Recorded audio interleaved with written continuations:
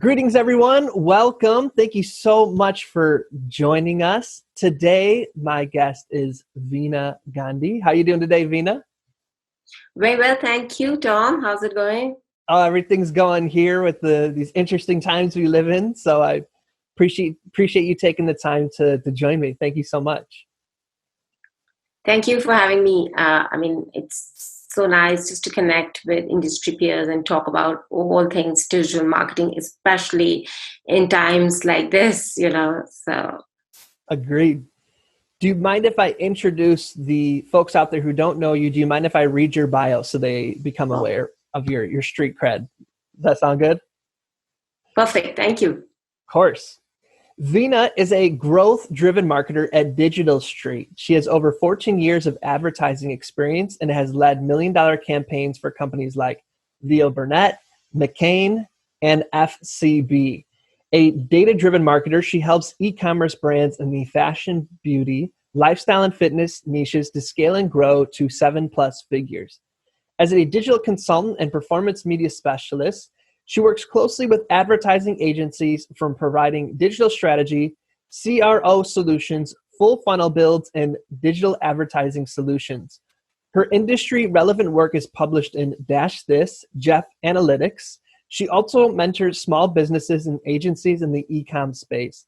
A self-confessed shopaholic, she's conquering ISO with wine and her newly discovered hobby, gardening. I love that. That's what's up. Things Corona has made us learn about ourselves. When you're like in a lockdown, in a shutdown, you just discover so much new about yourself. Um, I just realized, I've always liked wine. And I just realized gardening is also not so bad. It's good fun by the end of the day. I love that. How did you get into Facebook ads? Out of all the things in the world, what led you down the path of getting into Facebook ads and digital marketing? Okay, so Tom, I have years of experience in advertising. I worked on brands from the Coca-Cola company, Hewlett Packard. I started off my career in advertising, and I worked in international markets, in India, in Singapore, in Dubai, and now in Australia. So it was, when when and in Dubai, I had my own business as well. When I was working with agencies on the side, I started doing my own business as well. And that's where, and I'm talking about, 2012, 2013. And suddenly, everyone was talking about SEO, Google Ads, and Facebook Lights was a thing back then. So I started off then on my own business, and how it eventually, since I had an agency background, it just seemed like a sensible transition to get into digital, because that was the hottest thing to do at that point in time. And also because I was wanting to have my own, and which I think was a major factor for me at that point in time. My son was very small, and I was wanting to progress into my uh, own business, or some, or to do my own thing, and it was so much easier. So I've been working from home since then. So I've nailed it by now, and this is how I really started. If you love advertising, and for me, and that's how I always saw it, whether it's traditional media or it's now, platforms change, you adapt for platforms. Core of advertising remains the same. It's the same basic principles. You just adapt it to a different platform. Everyone is going crazy about TikTok today. So what are you doing? You're just trying to adapt to TikTok, right? The way we adapted to Facebook years ago. So that's my journey. I love that. So now you focus on e-commerce. That sounds like that's your specific area of expertise. Is that correct? Yes. So I specialize, or my agency works on brands that are relevant in the fashion, beauty, lifestyle, e-commerce niche, because that's a category that's very close to my heart. I enjoy working on that category, and the kind of growth you see in this e-commerce space. It's and I'm in Australia, though I have clients in the US, in the UK, and other markets as well. And there is so much happening in the Australian market now. Maybe those things have happened in other markets years ago, but Australia is, quite rapidly catching up now, especially after isolation, and our e-commerce market has exploded here now. And yes, so it really there is so much that's happening in the industry, and you would know, right? Whether it's just not ads, it's e-commerce as a space where so much is happening on a day-to-day basis. It's so dynamic, and it just kind of excites me because there's so much to learn as well, and so much to do, so much to test, so much to experiment. So yes, it really excites me. So let's say I'm listening to this right now and I'm thinking I want to give e-commerce Facebook ads a shot. I want to run them myself a little bit, or I'm running them. What do you think are some misconceptions or common mistakes that people make when approaching Facebook ads in the e-commerce space? I think whether it's a new advertiser or it's a or a marketer, a fresh marketer, the biggest thing people think is, I'm going to spend $100 and make $100,000. Facebook ads are going to give me results overnight. So that's the thing. They feel as if they've hit a jackpot. No, guys, it's a machine. Remember, whether it's Facebook or it's Google, whatever platform you choose, it's a machine. You need to feed it with the right data to get you results over a long period of time. What people don't realize, and this is very unfortunate, and I think somewhere our industry is to be blamed for this. When someone posts on a Facebook group, I spent $1,500 and I made $600,000. Bullshit. We all know, but there are vulnerable people. There are, people who just take it at face value, and they feel, yes, if I'm going to spend this much overnight, Facebook is going to work like magic, and I'm going to get great results. So that's the biggest misconception. You need to spend on the platform for some time to start seeing results. Don't think your funnel is going to break even the first time you launch it. Be prepared to nurture your audiences, be prepared to get your brand out there, and there are other strategies that you need to use as well, apart from Facebook ads, as well, to get your brand out there. So that's the number one misconception people have. Secondly, audience personas, which is so close to my heart. People just don't talk about it. They don't define their audiences. I have clients who come to me and they say, I want to target all women. I'm like, you want to target an 18-year-old and a 50-year-old as well? Do you think they're going to wear the same clothes? Yeah. No. An 18-year-old is going to not dress up like her grandmother. People don't get that. They don't get that bit. And that's why. And then they say my ads didn't work. My ads, Facebook doesn't convert. So these are some things which people really need to get into before you launch, before you start marketing. Get a few things right. Let's go back to the basics of marketing, where we define our audiences, what they want, why they want, their pain points, how your brand is going to fit in. Don't talk to everyone, because when you talk to everyone, you talk to no one. These are some of the basics which I think business owners tend to forget. They just want to make money overnight, because you've launched a business and some guru has posted on Facebook that with $1,500 you're going to make $600,000. You feel you don't need to do your basic homework. So it's about going a step back and doing things. I think another thing is people don't want to invest in marketing. They feel my product is so good, but you need to tell people about your good product. You need to create that awareness. So yes, I think these are some common misconceptions I come across day in, day out. Let's dive in. It sounds like one of your areas of expertise is in personas, is setting out personas. How would I, if I'm listening and saying, oh crap, you're right, I am just marketing to everyone rather than specific personas, what steps would you suggest they take to getting more specific? Okay, so do your homework. First of all, define go back to the basics. Define your person's demographics, their age, their gender. And I'll give you an example if that's all right. Suppose I'm a jewelry brand. Um, I might have, jewelry for for working women, and women who feel that when they go out to work, they can just wear that small piece, and it says volumes about their profession, and it just uplifts their entire profile. So if that's my brand and that's my target audience, I need to hit upon her pain points and why she needs to wear it. Maybe one piece you can wear it in 4 different ways. One piece you can wear with 5 different dresses, and so things like that. It's all everything is there in your product, because when you decided to launch that product, you had certain ideas, right? When you thought, I'm going to get into maybe this jewelry line, or maybe I'm going to get into this clothes line, and that's where coming back to the basics. So get down, open your laptop, get a notebook, and just write down. And something Russell Brunson that's that beautifully, which was that book, the first book. It's just skipping my mind. How can it skip my mind? Where he actually tells you how to define your audience personas. Just go there and write.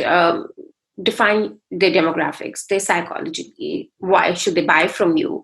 There are gazillion brands out there. Why would someone come to you? What is that unique thing you have to offer? And that unique thing can be anything. That can be your craftsmanship. That can be just coming from you're a woman designer, you understand women better. That can be anything, but you need to deep dive into it and then start talking about it. And that's what we find missing in the ad copy. People just talk about silver sterling jewelry now for XYZ, makes you look good. That is so generic. That's not talking to anyone. But the moment you say, silver sterling jewelry, perfect to wear at work, and then to a lunch catch up, or to evening catch up after work, versatile piece of jewelry, wear it, and you show your imagery like that, that connects a little better. I'm just winging it right now, but that's the crux of the whole thing. That's super helpful. I appreciate that.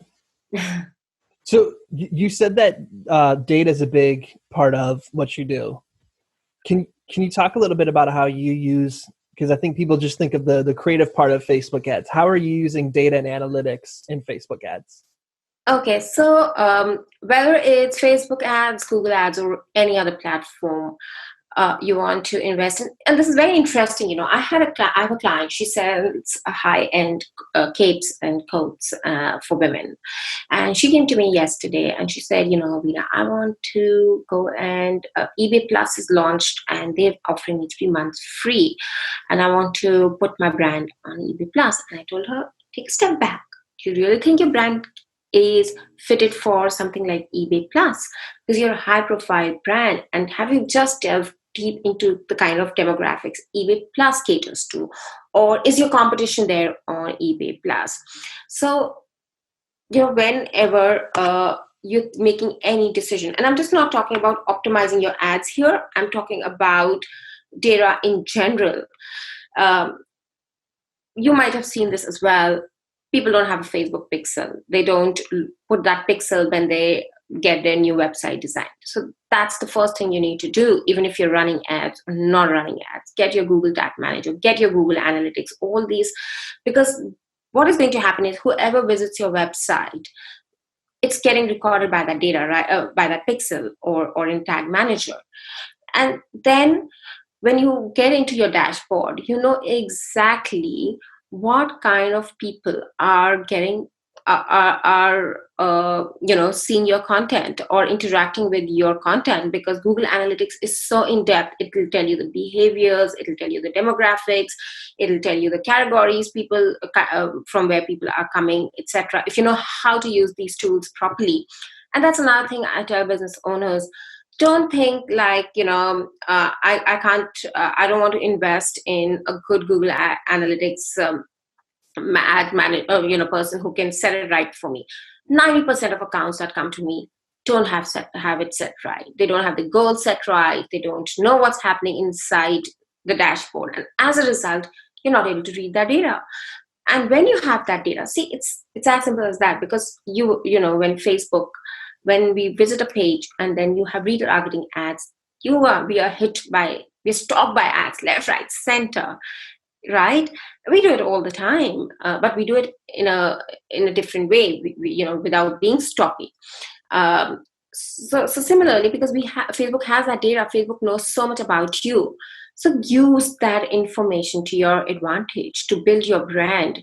Similarly, Google Analytics, use it wisely. Maybe it's 24 to 36 year olds who are liking your brand, and not 18 to 24, which I've seen with some brands. And we've made that transition when we see, because client would tell me, I think 18 to 36 is my target audience, let's go broad.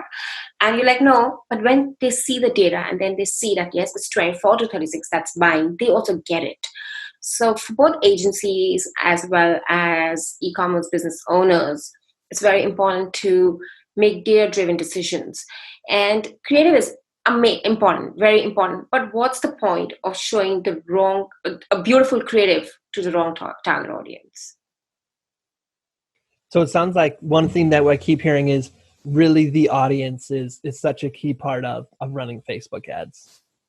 It is. And the algorithm has become so much smarter now. I'm talking about 2013, 2014, when I don't think we had retargeting at that point in time. I'm not sure. I don't remember as much. But today, and especially since last year, it has become even smarter. You would have seen how broad audiences are working with CBO coming in. But you need to, in the initial data you feed to that machine, has to be good quality. This is my favorite example. I always tell everyone, when you're building a house, or when you need to have the foundations right, and then you can just then it'll work beautifully. It'll last you for years. Similarly with Facebook ads, or Google ads for that matter, get your basics right, get your foundations right, and then the algorithm will take care of a lot of things for you. But you need to feed it the right data. You can't feed it crap and expect gold to come out of it. If you feed it crap will come out. Simple as that. So that's why data is important. That's why audiences are important. That's why going back to your basics of sketching your audience personas is important. So this is interesting. So client asked me, with so much algorithm taking care of so much stuff right now, so how do you see marketers like you for 3 years or 4 years down the line? Isn't it, then we might not need marketers like you. So I told him, you'll always need marketers like us, because we make data-driven decisions. We make sure that we feed the right thing to the algorithm at the right time, so that you can get the results that you're getting. And that's why these things are very important as well. I'm hearing that it's a tool, so how well you use the tool is going to depend on the person that's using it. Exactly. If you go to a gym, you need to work out. You might have the best equipment in the gym, but you are not working out properly, or you're doing it all wrong, or you're wanting to lose weight, but you're still eating your pizza, your cheesy pizzas by the end of the day. And then you tell the gym, it's a shitty gym, it doesn't work. It's as simple as that. It's a tool by the end of the day. It's a machine. You feed it the right information, it'll give you all the right information. It'll work for you. But if you feed it not such good information, it'll give you crappy results. And you have to keep testing, because we don't know what's really going to work. And that's why testing is so important. And again, that's another thing business owners need to realize. When the agency tells you that I'm going to test for first few months, please listen to them. They're not evading work, or they're not delivering results. They need to test to give you good results. Well, you saw where my next question was going. That's one thing that people ask a lot is, how do I test to figure out if an ad's a winner or a loser, or what to fine tune, or if the audience I picked is right? Do you have any insights or steps or strategies you can share about testing? Okay, so what we do is now, and in 2020, which is more important, is I don't test too many audiences together. I test them in a phased manner, because what happens is, so if I test one interest based, one lookalike audience, and or two lookalike audiences, maybe on an email list, or purchase pixel, and interest based audiences, give it some time. People, what they do, and Tom, this is quite frustrating also. They'll spend $20 on an ad set, and they'll pause it because it didn't give them any sales. And this is cold audiences you're talking to, right? You need to spend a certain amount to, again, it's about feeding the amount of data you feed it. The more you spend, the sooner you get the data, and the sooner you'll get a response. Now, of course, we see the CTR, if it's 1% top of funnel, and CPC, etc., to see if the creative is working for us or not working. And there is some creative where you might get a lot of social engagement, but it might not convert into sales or purchases. That's fine, because people are resonating. There's still, and top of funnel's job is not to get you sales alone. Fine, if you get sales from your top of funnel, that's fantastic. But if you're a new ad account and your top of funnel is not converting, but your bottom of funnel and your middle of funnel is converting, that's fantastic, right? Especially for new accounts. It's older accounts, where they've been spending for years together or for months together, and then the top of funnel is converting, which is great. So people just need to make sure that when they're looking at the data, and there are certain parameters to look at data, and Facebook has made it so much easier now. Earlier we used to have relevance score, but now they've taken that away, and they have page engagement and conversion engagement, those three new parameters which have come in. So if you look at that data closely, you would know. And so many times, something that's not converting will show that your conversion engagement is below average. So it's just look at the data. It's all there in front of you. You just need to know how to read the data. And the more you start looking into it, the more you learn how to read into it, the better results you'll get. Do you mind in this, and you can tell us if this is spilling the beans, it's proprietary. Are there any data points that you look for that lets you know this is a winner or a loser? Or, and to kind of follow up on the other one, like, is there a certain amount of impressions or ad spend before you make a decision? Is there any kind of specifics you can share with us? Yes. So generally for ads, I make sure they've got 2,000 impressions, if not more, but 2,000 impressions, plus the CTR, the CPC, and add to carts, view content. So these are some parameters, data parameters that I always look into, and make sure that, before I pause an ad. Also, sometimes, what happens is one ad might not work on a particular ad set. So when you're testing audiences again, and if that audience persona is similar to what you're testing again, use that ad again and see, maybe you get better results there. So this happens a lot. So don't think that, if it hasn't worked in this ad set, this ad might not work at all. So I test it like that as well. Another thing which really helps me decide also is, so one, impressions, everything is great. Social engagement on the ad, because sometimes you get amazing social engagement on the ad, but you might not get any sales, but you're getting add to carts. So I'll keep that, because that's filtering to my bottom of funnel as well. So these are some parameters I look into when I am deciding whether to pause this creative or not to pause this creative. I'd love to hear your thoughts on this. So one thing I think, people they want to know, like, well, what are the specific, click-through rate parameters, and like, what's a number? Is it possible to tell people that, or is everybody going to have to decide for their own campaign what those numbers are? There are certain parameters which, when we are mapping out the funnel, we and after analyzing the data, account data, but top of funnel, generally it should be 1%. That is something I try for both old and new accounts, that we should have CTR as 1% top of funnel and 3% up to for bottom of funnel. You know why? Because bottom of funnel, people have already engaged with your product. They've already clicked on your website. So these are two parameters. And cost per click, again, when CTR is 1%, if cost per click top of funnel is $1, that's fine. Anything higher than that, I would consider pausing it. If it has some add to carts, I will not pause it. But or if it has purchases, I will not pause it. And again, the cost per acquisition is, again, CPA is also of great significance.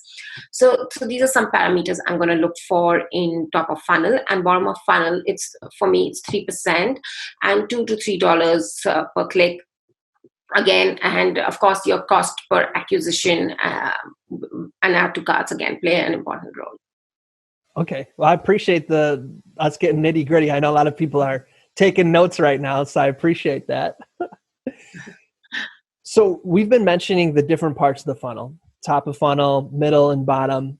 What are some ways, or are you finding that retargeting, how are you finding retargeting plays in the strategy? Is it not really needed, absolutely necessary? What are some things that you're finding for the whole funnel in retargeting? Okay, so I'll take a step back. Retargeting is important because no one buys the first time. I mean, we all know, you need maybe 17 sales touch points. Someone needs to, and why is retargeting important? And I'm seeing this more and more. The more online shopping I do, you actually, you put something in your cart and you get busy. You get on a call. Maybe your child is calling you, or something is happening, and you forget. So that's why. You need those constant reminders to say that, okay, fine, you need to see it again to make that purchase. So retargeting is of utmost significance. But I'll just reframe, I'll just add one more thing to this entire thing, is how to be non-stocky when you're retargeting as an advertiser. So what most people do is they'll run catalog ads. Sorry if I'm getting too technical. And they'll just write, oh, you forgot these items in your cart and we've saved these for you. Or, hey, gorgeous, these are still in limited stock. These are in your, we'll, sell out fast. So there are few things they'll do, and they'll show you a catalog. They forget that this is a great opportunity for you to build your brand, to nurture your funnel. And things like testimonials, things like user-generated content, things like blogs. Middle of funnel, we use so many blogs and they convert. This is a great opportunity to let them click with your brand, to tell them that, you're just not selling without being salesy. You're trying to make them buy your brand. No one likes to be sold out, and we all love to buy. So it's so in that sense, it's really important that we tell them that we nurture our funnels and use different creative at that point in time, because we spend a lot of time, and I've seen this across ad accounts.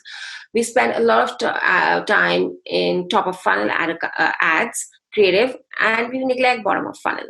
So the thing is, you need to get your retargeting right, but you also need to use different creative tools while retargeting. Well, I think technical is better on this. So feel free to get as technical as you want. So I appreciate that.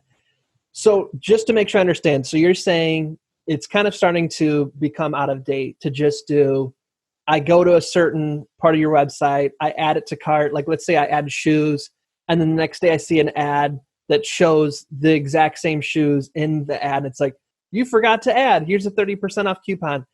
I'm hearing that, yeah, you can keep doing that, but it's starting to become a little bit played out, that you should instead use like authority building or relationship building type ads. Is that what I'm hearing?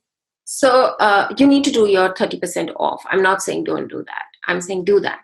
But in addition, also, because not necessarily that they buy the moment they see 30% off, right? But in addition, do your authority building, do your funnel nurturing. I wouldn't even call it authority building. I would say do your funnel building there as well, and do it creatively, because when you show a testimonial, so say you say that, oh, I bought these shoes from these guys and they're so comfortable and the customer service was excellent. Tom, a happy customer. And then you say, oh, for a limited time, we're offering you a 30% discount. something like this is going to create a bigger impact and a better brand value for you, rather than just saying you left it in your cart, right? So there is so you're still giving them the offer, you're still telling them that we know you left your stuff in the cart, but you're doing it in a different way.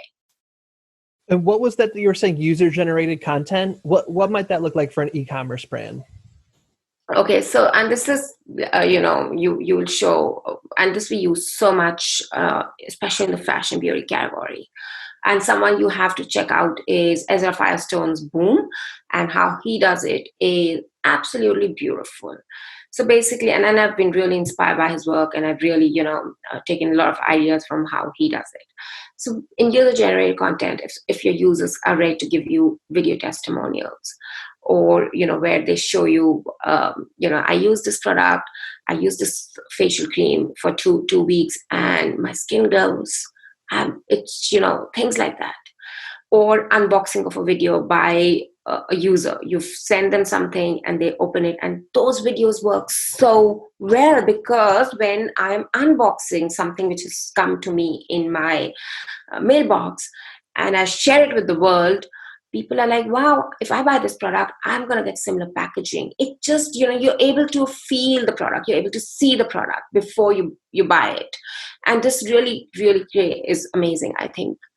So user generated content is doing very well for us. Unboxing videos do extremely well in the e-commerce space. And unfortunately, most people are not using them. Insta stories. I don't know why fashion brands are not using Insta stories. They are the creative to use today. We see such amazing results with Insta stories. Or organic ones, or as ads? Ads. Mm-hmm. Of course, organic, I don't do much organic marketing in any case. I do all paid. And but we use for paid advertising Insta stories, and they do so well, especially middle of funnel and bottom of funnel. They do so well. So I want to follow up on that, but real quick, who was the person you said that is a good person to look into to see? Ezra Firestone. Okay. So Ezra Firestone, and just do Boom by Cindy Joseph. Just Google that, and you'll see his ads. He is amazing. He is he owns Boom by Cindy Joseph, but he is a marketer by excellence. He's like, wow. So I think your listeners, if they're not following him, they would love to follow him. He's just too good for e-commerce. Okay, so then you were talking about Instagram story ads. So you're saying that, so someone would see like a lead gen, or something, they'd first see you top of funnel, and then you retarget them middle and bottom of funnel with Instagram stories. Is that what you're saying? Yes. Yeah. And what kind of content? Because most people might be thinking, well, it's 15 seconds. It has to be a video. What do you usually see working well there then? Okay, so video works beautifully. 15-second video works very well. But if you don't have video content, that's fine. You can still work carousels. Carousels also work very well. And you can just and you can do such crazy stuff with Insta Stories. If you really check out Insta Stories, you can build stuff there as well on Insta Stories. Swipe up, and you can have all those different colors. So it's real. So Insta Stories is where it's immediate consumption. You don't have to read long posts.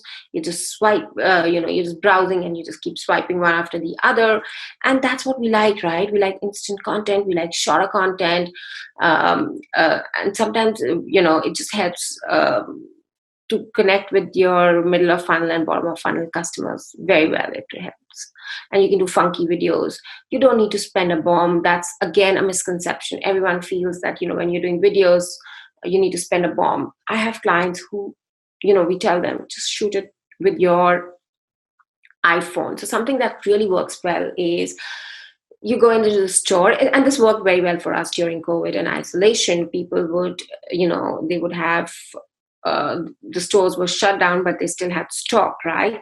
And they would just try it at home, the owners, especially the women owners, and they would talk about it. And they would say that, this dress is made out of linen, and it is very cool and summery and blah, blah, blah. And they would do those short 10-second, 15-second videos, and they would wear it. And we would post that on Instagram, on Insta Stories, use it as Facebook ads. And those did phenomenally well. Again, that's such raw content. There is no, it's not a TV commercial kind of a content. It's basic. It's something they shot with their iPhone and it converted. So I'm hearing that you almost want to keep it informal because that's kind of what the feed is already, where you almost want it to seem like one of your friends' videos or something. Is that what I'm hearing? Yeah, and you know what happens is when you keep it, and I'm saying just you can do a mix, right? But if you can't afford good video production, it can't be an excuse for not being on Insta stories. That's what I'm trying to say, because and I always remember, why was Facebook created? Facebook was created so that we could connect with family and friends, and we could put our travel pictures, our baby pictures, our holiday pictures, our lunch pictures, right? So this was why Facebook was created. And if you go back, that's why user generated content, the algorithm always pushes that content, because the algorithm thinks that this is why we were created. And the moment people engage with our content, it's a good piece of content, and it brings us back to the roots of why Facebook was created. I like that. So eliminate the excuses. Just get out there, start doing it, start testing, so you can Yes. see what the market wants. Yeah, and for smaller brands, I'm not talking about the Nikes and the Adidas of the world who have big budgets for video production, but if you're a small brand, and I have clients who just want to spend $5,000 on advertising per month, and they say we can't afford a 10,000, and especially in fashion brands, you can't churn out videos every day, you can't do high quality videos every day.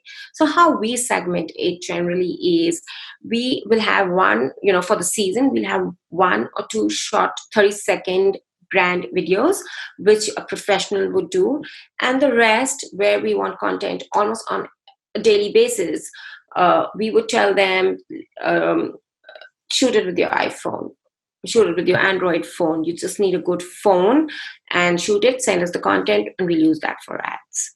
That's it. So it's pretty cost effective, and our phones are so good now. Is there anything that you wanted to speak to that we haven't had a chance to cover? There's so much more. There is so much more. I can go on all day. So my only thing is, Tom, advertisers, marketers, they should realize one thing when they're advertising. Don't try and think you'll get results overnight. That's my biggest thing. And that's, and do your homework. Get deep into your brand. Just see what's happening in the market. Study your competition. Most brands don't even know who their competitors are. And you're like, oh, really? It's a little shocking, but get out of that bubble and see, and think like a customer. Always think like a customer. Don't think, as an advertiser or a marketer only, because the day we start thinking like customers, we give them what they want. Well, I got to ask one question then, one more. Any tips for copywriting? Anything you found that works well that people are messing up on, that you cringe when you see Facebook ads, or anything like that you'd like to speak to? Yeah, I think a lot of people, they're not testing enough copy, especially in e-commerce space. I don't see them testing enough copy. They shy away from long copy. I would say do mid-form copy, if not very long copy. Tell people about the benefits of your products, and tell them it don't just write, it contains hyaluronic acid. If your agency doesn't know what hyaluronic acid is, how can you expect your audiences to know what hyaluronic acid is? So, tell them, if you're saying it has hyaluronic acid, at least tell them what hyaluronic acid does for you. So things like that. I see that all the time. Then I see overabundance of usage of emojis. Please, you don't need to show 200 emojis in your ad. People get it. They still get it. And they'll read your copy. Don't worry. You might just do something a little bit here and there to catch attention, but please don't use 200 emojis. I get so annoyed when I see copy like that, where there's emojis. Always, if you have typos, it's okay. You can correct them later. It's better to get it out there rather than, getting it perfect. And don't make false claims, because that's something which I always tell everyone. And I see a lot of copy with false claims. Don't do that. You'll get into the Facebook jail. You'll be caught eventually. And it's not ethical, I think. So these are some copy things that I always notice. And come from, even for e-commerce, come from your audience's pain points and how your brand is helping them. That's it. You don't need to write fancy copy. You don't need to use jargon. You just need to tell them why they need your product. That's it. I love it. You mentioned testing again. So do you first test audience and then copy, or do you test it all at the same time? How do you test multiple things like audience and copy? Okay, so actually I do it in a phased manner. I always test audiences first. And then what happens is, if a certain audience has vibed well with a certain ad copy, we take that particular ad copy and create variations of that ad copy. And then we start testing multiple ad copy. So I always do it in a phased manner, just to know what's working, what's not working. And I think that we test a lot is landing pages. So, which is again a very much ignored thing in the industry, is to test landing pages. So, but everything is in a phased manner. I don't do all testing together. I mean, I don't know if I know a lot of marketers can do it together, but for me it gets very confusing, and I just want to see one data at a time. No, same here. Otherwise, how do you know what isn't working if you test everything at the same time? Exactly. So I do it in a phased manner. Well, if I have an e-commerce brand and I am ready for you to run my ads for me, or I want to learn more about you, how do I do that? How do I reach out to you? Where can I find you? So my website is digitalstreetau.com, and we have a contact form. Just fill up that contact form and reach out to us. You can follow me on Facebook. You can follow me on Instagram. If you go on my website, digitalstreetau.com, you'll see all my handles there. And I think that's the easiest way to reach out online marketers. I also run a Facebook group. So if you want, you can join that group. It's called Sales Funnels for Fashion, Beauty, and Lifestyle Industry. You can join that group and see what we have to offer, and it has some good modules, I think. So, Wonderful. Anything else that you want to add or want people to know before we head out? I think thank you so much for having me. It's really nice to discuss all things e-commerce, and I really enjoy talking about it. I think it's over 45 minutes, I just realized. But yes, and there's so much more that I can go on and on, but I think we'll do this much for today. Yeah, don't keep saying that, because then I'm going to keep asking questions.